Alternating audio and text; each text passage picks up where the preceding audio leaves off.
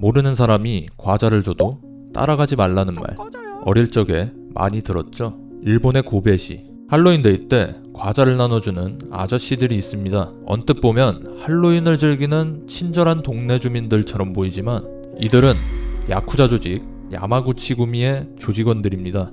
고베시 나다구에 위치한 일본 최대의 폭력 조직 야마구치구미 본부에서는 매년 할로윈데이 때 이웃 아이들에게 과자를 나눠주는 행사를 여는데요. 당연히 모르는 아저씨가 과자를 줘도 따라가지 말라고 배운 착한 아이들은 따라갑니다. 거기에 기념사진과 하이파이브까지. 과연 어떻게 된 일일까요?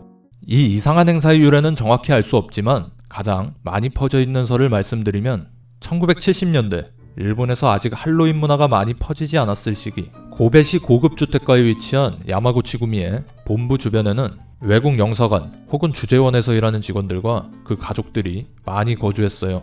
할로윈데이 때 외국인 아이들이 본국에서처럼 사탕을 받기 위해 이웃집 문들을 두드렸고 그 이웃집에는 야마구치구미 본부도 포함되어 있었죠.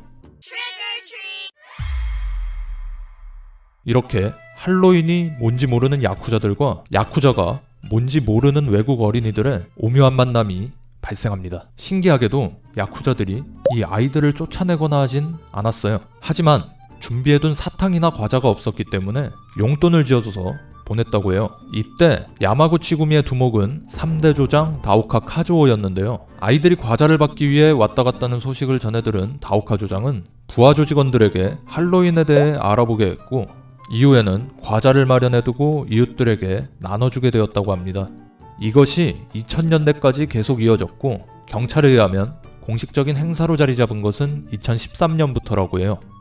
이 행사의 목적이 무엇이냐? 경찰이나 언론에선 조직 이미지 쇄신을 위한 주민 회유 목적이 크다고 보고 있어요. 특히 요즘에는 각종 법률로 인해 폭력 조직의 입지가 많이 줄어들었고 예전에는 주민들 사이에서 폭력 조직 문제에 대해 쉬쉬하는 분위기가 있었지만 최근에는 폭력단 추방운동을 벌이거나 조직본부 퇴거 소송을 제기하기도 하는 등 민간인들의 인식도 많이 변했기 때문에 야쿠자들 입장에서는 주변 주민들의 환심을 살 필요가 있었죠.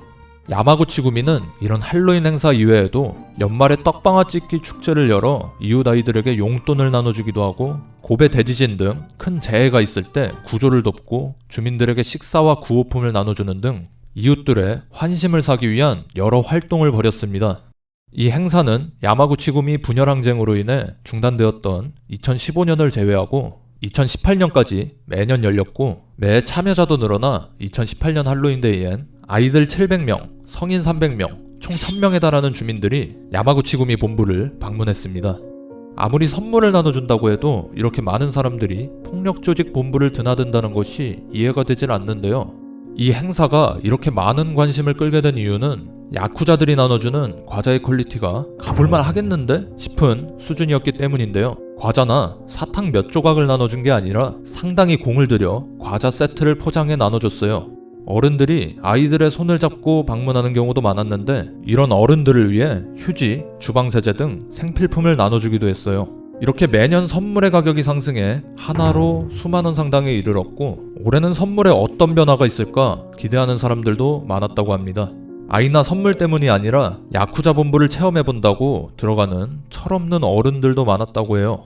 좋은 게 좋은 거라지만 이 영상을 보시는 대부분의 사람들은 어른들이 아이들을 데리고 폭력조직 사무실에 찾아간다는 사실이 이해가 되지 않으실 겁니다. 실제로 이런 모습에 우려를 표하는 부모들도 많았고요. 경찰들도 야마구치구미에게 행사를 중지하라고 수차례 공고를 하였지만 아무런 위법성이 없었기 때문에 막을 방법이 없었죠. 우려는 점점 커졌고 이런 행사를 추방하자는 주민들의 시위도 벌어지게 됩니다. 2019년에는 야마구치구미에서 분열한 고베 야마구치구미와의 항쟁이 격해져서 경찰이 조직본부 사용 금지 처분을 했기 때문에 행사가 열리지 않았고요. 결국 2020년 효고현 의회에선 이런 행사를 금지시키는 폭력단 배제조례 개정안을 만장일치로 통과시키게 됩니다.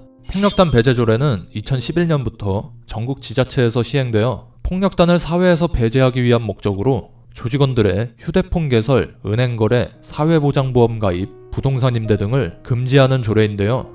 이 개정안에선 폭력단원이 가족을 제외한 18세 미만의 미성년자에게 금품을 제공하는 등의 행위를 금지했고 이를 위반하는 조직원이나 조직 대표자에게 6개월 이하의 징역 또는 50만 원 이하의 벌금이 부과됩니다.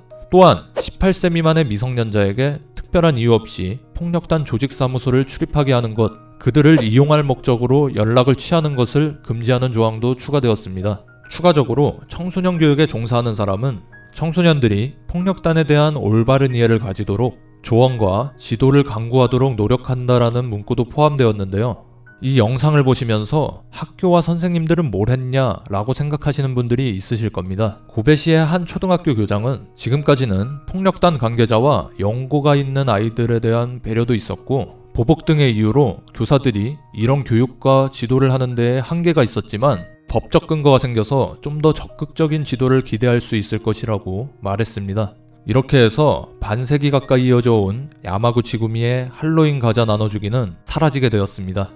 이를 아쉽게 여겨 야마구치 구미를 옹호하는 주민들도 있었는데요. 야마구치 구미에게 지진 등 재난 상황에서 도움을 많이 받았다고 말하며 선의로 하는 일까지 법으로 막으면 되겠느냐 라고 말하는 사람도 있었고, 야마구치 구미 할로윈 행사 때 불미스러운 사건이 한 번도 일어나지 않았다며 할로윈데이 때 시부야 거리가 훨씬 위험하다는 우스갯소리도 있었고요.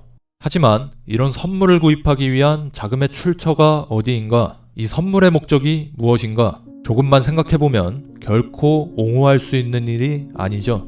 야쿠자와 미성년자가 연관된 범죄 사건도 자주 발생하고 있으며 이런 접촉을 통해 야쿠자에 대한 동경심을 품게 되는 아이들이 생길 가능성도 있습니다. 참된 부모와 어른된 입장이라면 이를 경계하고 아이들을 보호하는 것이 맞겠죠. 여러분들은 모르는 사람이 과자를 준다고 해도 따라가지 마시길 바랍니다.